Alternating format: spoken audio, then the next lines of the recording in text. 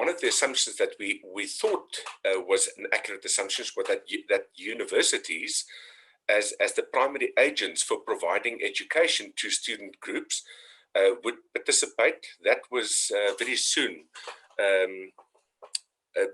a no-show, simply because of the potential legal ramifications of providing incorrect advice to the students, and which might expose them legally.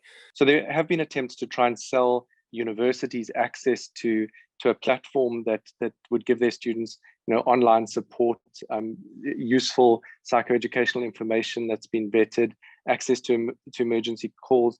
And the conversations that I've been in on those, the administration has been very open to them until they see the price. We eventually switched from the target population groups to whom will be potential buyers. There's a lot of money that corporations are putting into education, and I don't think it's a big leap to say that to get a return on your investment on education, you've got to look after mental health. That mental health is a risk factor for academic failure, for academic dropout, and there is evidence, some evidence to show that people are putting money into education. The assumption we're making is corporates have funds available for social responsibility impact initiatives, and that would be a prime target for us. I like that you separated the user and the customer or buyer, right? So that's, I think, going to be really important here. Engaging corporations, certainly legitimate. I've seen it work before. I've also seen, we've got in Canada, right, the Bell Canada Let's Talk. So you're looking for the philanthropic or altruistic angle. So yeah, it's definitely a thing.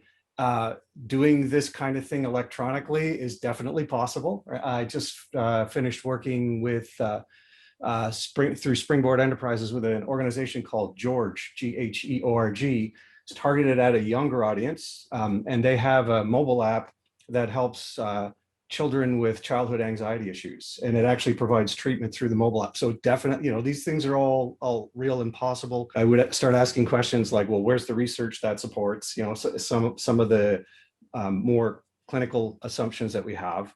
But from these, you could, I think, in a very straightforward way, develop falsifiable hypotheses that you could then get out and test.